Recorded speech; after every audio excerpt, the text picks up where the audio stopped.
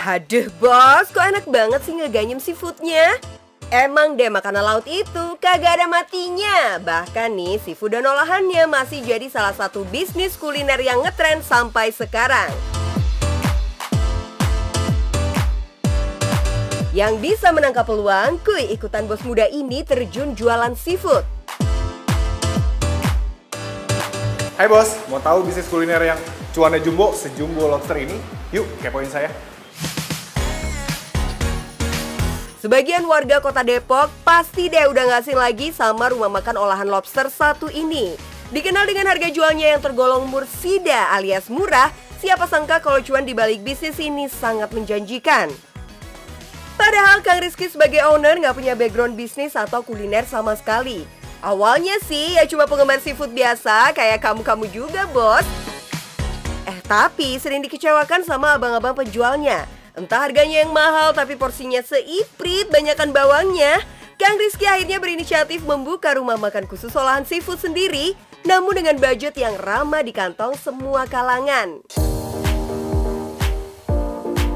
Nah, biar beda sama penjual yang lain, Kang Rizky bikin terobosan nih menggunakan beberapa jenis lobster buat jadi daya tarik. Meski punya harga jual murah, tapi nggak mudah loh memperkenalkannya sama customer karena udah mindset kebanyakan orang denger kata lobster tuh pasti mahal.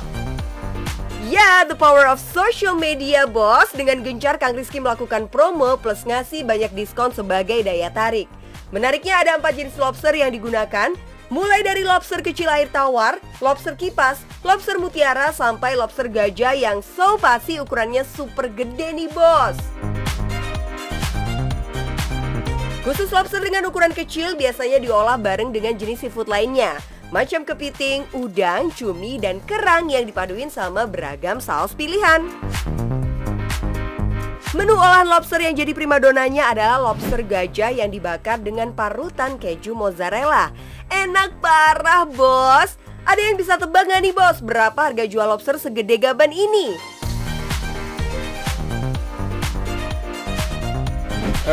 Termahalnya di 480.000 termahalnya. Itu untuk lobster yang 1 kilo. Untuk paling murahnya itu di harga 10.000-an atau 5.000-an lah ada kita. Jangan sedih bos, untuk kelas lobster gajah dengan ukuran 1 kg dijual dengan harga Rp480.000. Itu termasuk murah loh, karena jauh di bawah rata-rata harga pasaran. Itu juga porsinya bisa buat 4-6 orang. Tapi yang jadi pertanyaan, kok berani sih Kang Rizky jual dengan harga yang di bawah standar harga rata-rata pasaran? Emang masih dapet cuan? Sebenarnya lobster itu emang murah aslinya, cuman karena terlalu banyak makelar-makelar yang setelah dari nelayan itu, makanya lobster itu jadi komoditi yang mahal. Bos, lobsternya aja didatangkan langsung dari Pelabuhan Ratu dan dijamin kualitasnya dalam keadaan segar. Lihat aja nih, lobster-lobsternya masih pada hidup sebelum diolah. Menampilkan beberapa bahan seafoodnya yang masih dalam keadaan segar di depan gerainya juga jadi salah satu teknik marketing. Karena selain harga, sudah pasti kondisinya juga masih segar. Jadi nggak kayak beli kucing dalam karung, bos. Selain seafoodnya segar, olahannya pun harus enak dong ya. Ini nih yang jadi kuncian pelanggan tetap balik lagi dan lagi. Kita lebih ke maintain kualitas ya. Jadi kita lebih tetap jaga rasa, jaga harga, pelayanannya juga kita tetap jaga, keramahannya, hospitality-nya, segala macam deh. Bos, soal konsistensi rasa emang jadi salah satu hal yang mesti dipegang bagi para pegiat bisnis kuliner. Biar nggak berubah-ubah, sebentar enak, sebentar anyep. Gak heran sih kalau bisnis Kang Rizky ini tetap berjalan hingga 6 tahun. By the way, jual olahan seafood kayak gini omsetnya berapa sih Kang? Cuan banget emang. Cuannya sih cuan banget ya, untuk setiap bulannya sih ada lah pasti cuannya yang omset kita per bulannya itu bisa setelah pandemi ini 250 sampai 300 jutaan total. Sebelum pandemi di atas itu sekitar 500 sampai 700. Duh, gurih banget ya bos kedengarannya, tapi jangan kira sekali buka langsung dapat nikmatnya. Bos Rizky juga pernah merasakan getirnya waktu awal merintis bisnisnya ini. Pahit banget sih dulu, awal itu satu hari pernah kita omset di 27.000 dalam satu hari. 27.000 itu karena bener-bener nggak ada tamu dari awal, yang tamunya itu yang beli akhirnya karyawan sendiri dan kita diskon 10%. Nah, bos-bos di rumah tertarik nggak nih bangun usaha olahan seafood kayak Kang Rizky? Ini tipsnya. Bos, omset utama dari bisnis itu yang penting berkahnya. Karena murah juga bisa mewah. Yang penting cuan, bos.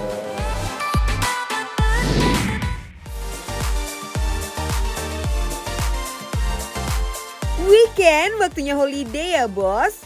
Setelah 5 hari bekerja, waktunya melepas lelah. Tapi sambil leha-leha tetap buka mata, buka telinga. Siapa tahu ada peluang yang bisa bikin kaya raya. Asik.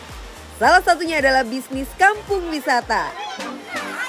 Bos, salah satu pilihan lokasi liburan keluarga terutama yang tinggal di kota adalah back to nature. Wisata alam yang bisa diikuti oleh semua anggota keluarga. Kenalin dulu bos sama pencetus ide kampung wisata, Hester Basuki yang udah mulai menekuni dunia wisata sejak tahun 90-an.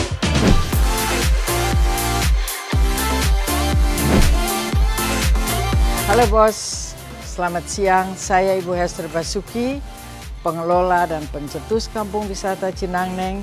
Kami tunggu kedatangannya, jangan kemana-mana. By the way, Bu Hester ini sebelumnya menekuni pekerjaan sebagai tour guide di wilayah Jawa selama 10 tahun. Lewat pengalaman ini, ia lalu keidean tuh mendirikan kampung wisata Cinanggeng dan nyatanya sukses dan eksis selama 22 tahun. Saat itu modal awalnya cuma 15 juta untuk membeli lahan seluas 4.000 meter persegi di tahun 90-an. Coy, tanah 4.000 meter cuma 15 juta. Tahu gitu beli banyak ya dulu. Awalnya sih cuma mau dibuat penginapan keluarga, tapi daripada tidak dimanfaatkan, akhirnya lahan itu ia ubah sebagai kampung wisata sejak tahun 2000. Apa ya alasannya Bu Hester membuka wisata berkonsep kampung ini? Banyak sekali yang menjadi semangat saya untuk lebih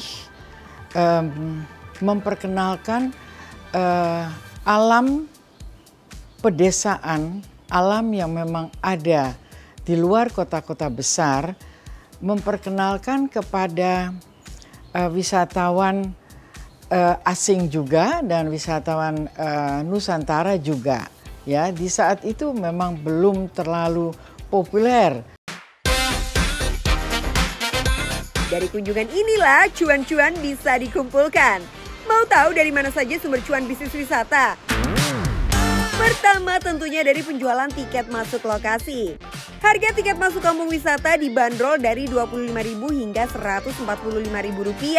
Tergantung paket yang ditawarkan. Dengan minimum order sebanyak 10 orang, tiket juga bisa dipesan secara online di berbagai marketplace. Kedua, bikin paket wisata yang disukai pengunjung. Kamu bisa tentuin deh harga paket yang ditawarkan. Biasanya tergantung dengan banyaknya aktivitas dan jumlah peserta. Salah satu paket andalan di wisata ini adalah program pulang kampung. Kebanyakan pembeli paket ini adalah anak-anak sekolah.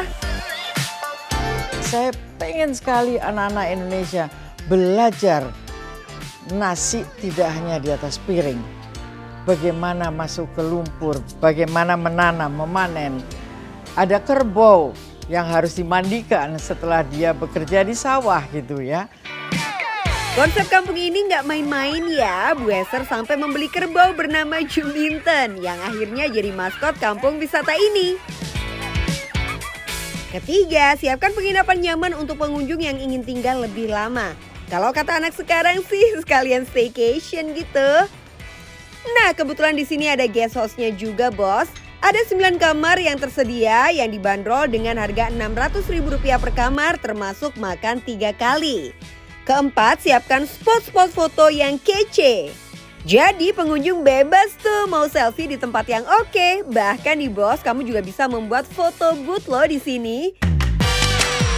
Karena ini kampung wisata, jadi konsepnya menggunakan kebaya pedesaan. Bisa dapet cuan lagi nih dari jasa penyewaan baju. Harga sewa kebaya sendiri dibanderol mulai dari Rp20.000 saja, sedangkan cetak foto seharga Rp15.000.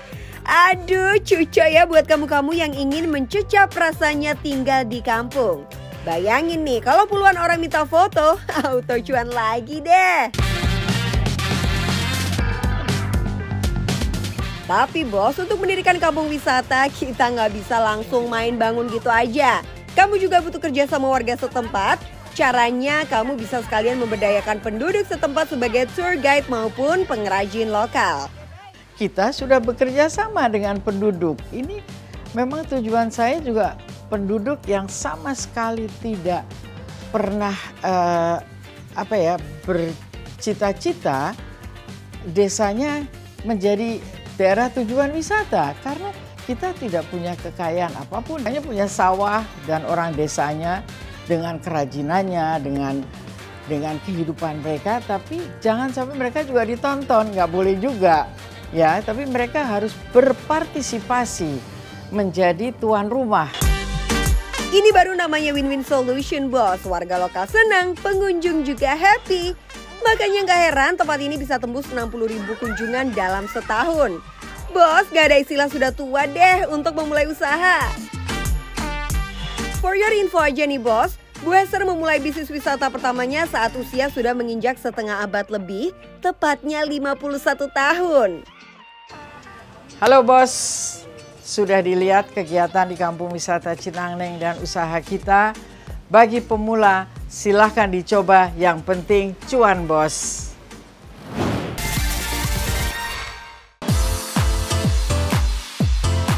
Bos, cantik-cantik banget ya sendalnya. Kece to the max.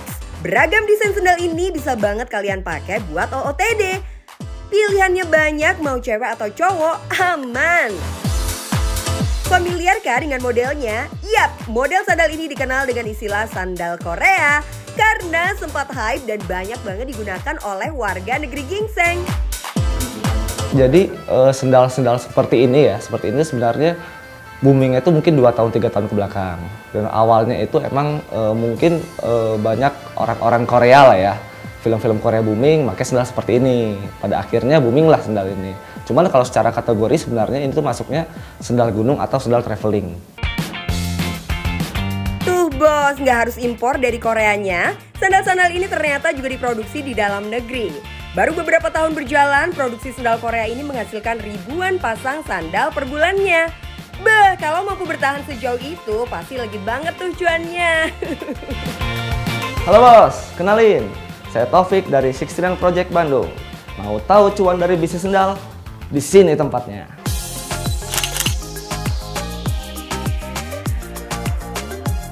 Secara konsep, sandal Korea adalah produk sendal yang didesain dengan tampilan kekinian dan diperuntukkan dalam aktivitas outdoor bos. Jadi sebenarnya 69 Project itu brand fashion ya, cuman kita emang fokusnya di footwear, alas kaki, khususnya sendal sepatu. Cuman emang 69 Project ini kita dirikan karena pada saat kita nyari sendal, terkadang kita tuh kesulitan untuk mencari sendal yang bagus dengan harga yang terjangkau, affordable. Kombinasi beberapa bahan dasar mulai dari jersey, sponge filon, dan thermoplastic rubber membuat sandal ini sangat nyaman dipakai, cocok dijadikan untuk traveling maupun hangout. Jadi kalau untuk sendal seperti ini ciri khasnya itu dia memakai tali webbing seperti ini. Ini mungkin lebih ke sendal gunung ya. Cuman kita combine dengan ini namanya outsole yang lebih desainnya lebih trendy lah, lebih kekinian. Misalkan kalau untuk sendal gunung biasanya dia full rubber di sini. Jadi gripnya kuat. Cuman efeknya berat. Pada akhirnya kita campur dengan nama bahannya TPR, thermoplastic rubber. Itu campuran antara karet dan plastik. Jadi sehingga cengkeramannya tetap ngegrip tapi lebih ringan. Sebelum sesukses saat ini, Kang Taufik ternyata pernah bekerja di salah satu bank nasional selama 6 tahun, bos. Pada tahun 2018, akhirnya ia memutuskan resign dan mencoba peruntungan sebagai pebisnis. Awal mula produksi sandal yang dihasilkan per bulan bisa dihitung jari. Tapi karena kegigihan dan inovasi akhirnya ia mampu memproduksi hingga 7.000 pasang sandal per bulannya. Duh, peningkatannya nyampe ribuan persen, bos. Untuk produksi awal dulu tahun 2018-2019 mungkin ya. Itu sebulan mungkin cuma bisa 200, 300. Dan kalau untuk sekarang alhamdulillah kapasitas kita besarkan produksi sebulan itu bisa 6.000, 7.000 lah. Untuk saat ini setidaknya sudah ada 50 desain sandal yang diproduksi. Tak hanya se-Indonesia, pangsa pasar sandal juga sudah tembus ke sejumlah negara di Asia, termasuk Singapura. Jadi kalau desain kita ada tim sendiri, kebetulan tim desain kita ada sendiri, tim desain untuk produk, tim konten ada sendiri. Cuman untuk kita juga melihat trennya, melihat market ya. Jadi gini bos, untuk sukses di bisnis yang mengandalkan tren atau keviralan, Kang Taufik menerapkan strategi ATM yaitu amati, tiru, dan modifikasi. Hal ini sah-sah aja kok selama produk yang kita buat memiliki ciri khas sendiri dan gak nyontek plek-ketiplek ya. Karena nanti urusannya sama hak cipta. Untuk menjaga kuantitas produksi, Kang Taufik akhirnya bekerja sama dengan sejumlah UMKM yang tersebar di daerah Ciwidey, Kabupaten Bandung. Dengan begini, antara bos Taufik dan para pengrajin saling menguntungkan dalam bermitra. Sebelum produksi dimulai, proses pembuatan desain sandal kudu ditentukan terlebih dahulu. Setelah desain, masuk ke tahapan pembuatan pola untuk bahan dasarnya terdiri dari beberapa jenis bos, mulai dari jersey dan polyester. Cetak pola yang sudah ada di atas kain, kemudian gunting mengikuti garis pola. Pola yang sudah terbentuk tinggal dijahit. Proses ini lebih fokus dalam memproduksi bagian upper atau atas sandal. Berikutnya masuk ke proses lasting, yaitu penyatuan bagian upper sandal dengan bagian bawah atau insole. Rekatkan kedua sisi sampai terbentuk sempurna. Just info aja nih bos, dalam memasok permintaan pasar setidaknya ada 40 orang penjahit yang setiap hari memproduksi sandal Korea ini. Nah bos, sekarang kita berada di tempat produksi 69 Project. Produk-produk 69 Project ini diproduksi secara handmade, buatan tangan oleh tukang-tukang yang sudah berpengalaman selama bertahun-tahun. Bisa kita lihat pengerjaannya handmade semua. Tapi walaupun begitu, untuk menjaga kualitas, kita tetap membutuhkan mesin. Contohnya satu nih, ini namanya mesin press. Fungsi mesin press ini adalah untuk menjaga kelenturan, ketahanan, kekuatan si sandal agar tidak cepat copot. Coba kita lihat di sini. Ini kalau kita press seperti ini juga aman. Ini aman, ini aman. Jadi intinya poinnya adalah 69 Project itu selalu mengutamakan kualitas untuk konsumennya. Tujuan dari pressing sandal menggunakan mesin ini untuk memaksimalkan kualitas sandal Korea agar tahan lama. Terakhir, finishing dan quality control. Kalau tiap hari ada ribuan sepatu yang diproduksi, pada penasaran gak sih berapa omset Kang Taufik per bulannya? Colek nih bos! Untuk omset 69 Project sendiri dalam sebulan kita tuh bisa mengeluarkan barang mungkin sekitar 5.000 pasang. Dari harga terendah kita 80.000 sampai 235.000. Jadi kalau di rata-ratakan mungkin 400 juta ya dalam sebulan. Cuman memang ada bulan-bulan tertentu, mungkin seperti sekarang bulan Lebaran atau akhir tahun itu bisa di atas itu. Dan juga mungkin ada bulan-bulan sepi bisa di bawah itu juga. Cuman ya average-nya sekitar segituan. Amboy, kakak bos, yuannya gurih abis, pecah. Meski sudah memiliki outlet offline di Bandung dan Palembang, Kang Taufik tetap mengandalkan penjualan online. Sejumlah platform ia gunakan untuk mempromosikan produknya. Untuk marketing kita sekarang jalan di e-commerce online. Channel penjualan kita di marketplace, ada beberapa marketplace yang kita telah kerjasama. Kita sudah kategori official juga di beberapa marketplace. Dan untuk branding kita di Instagram dan di TikTok. Dan contohnya kalau saya boleh kasih contoh, ini namanya artikel es kita. Ini tuh di salah satu marketplace, platform marketplace itu menjadi nomor 1 sandal gunung terlaris se-Indonesia. Foto-foto yang bagus sangat efektif menarik perhatian pembeli. Karena banyaknya pengguna media sosial dari berbagai belahan dunia, ingat nih bos, kalau kamu jualan online, jangan pernah pakai foto curian hasil karya orang ya. Jangan malas untuk foto produkmu sendiri. Nah, buat bos semua yang bosan menjadi pegawai, pengen beralih profesi menjadi seorang pengusaha, seorang entrepreneur, nggak usah banyak mikir. Yang penting kerjakan, fokus, konsisten, yang penting cuan, bos.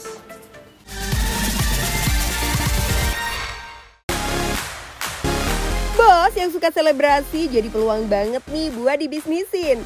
Modal balon untungnya bikin bengong, dijamin cuan abis. Simak kisah suksesnya di Cuan Bos Sabtu depan ya, pukul 1 siang waktu Indonesia Barat.